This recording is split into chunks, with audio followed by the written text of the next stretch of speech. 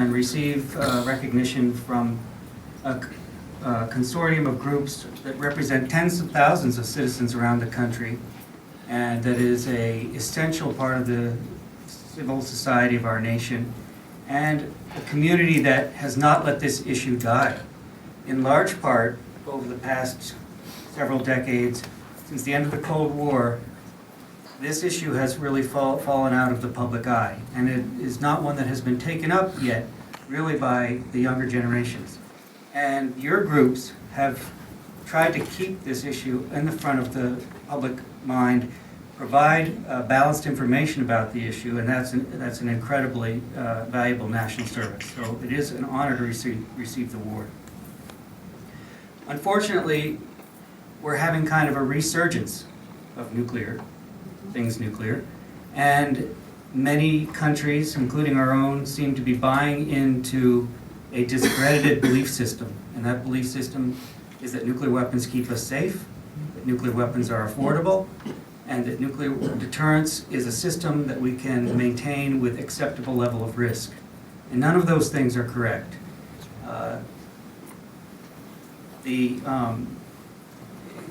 tragedy that happened in Waco today, or yesterday, where you had a large group of individuals coming to a place and their posture is one of threatened violence. They think they have to look tough, they have to appear mean, they have to have weapons with them, and they come with the attitude of threatened violence because they think that will keep them safe. And look what happened. The same thing can happen in a nuclear-armed world, and we don't realize the level of risk. So that's the tragedy that we're all working to avoid, and I am extremely fortunate that I've had multiple opportunities to get involved in other work in this area since leaving Los Alamos. I'm doing work at the Belfer Center for Science and International Affairs at Harvard University, looking at ways to improve transparency and strategic dialogue between the United States and China. I have worked with Nuclear Watch New Mexico on the verification study that Jade mentioned. I have worked here in Washington, D.C. with the Stimson Center already. We're working with a very integrative group called Esquire, and I would recommend to all of you to visit their new website.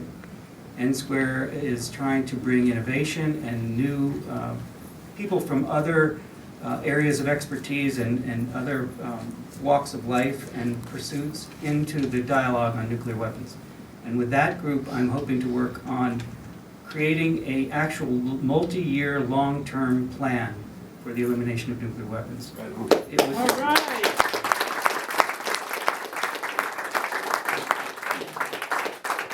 President Obama announced that was one of the objectives of his administration in 2009, but no U.S. government agency has been assigned the task to create an actual plan of how you get there. That could be created and then modified as it went from administration to administration as we proceed toward the goal. So that's one thing that we think is very important and hope we can begin to work on.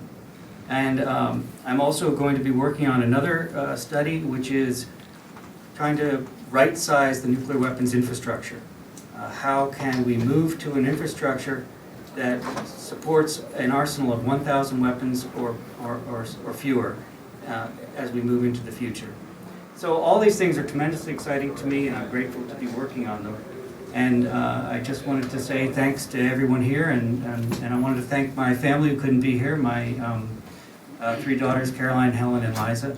And it's great to be here for this event. Thank you.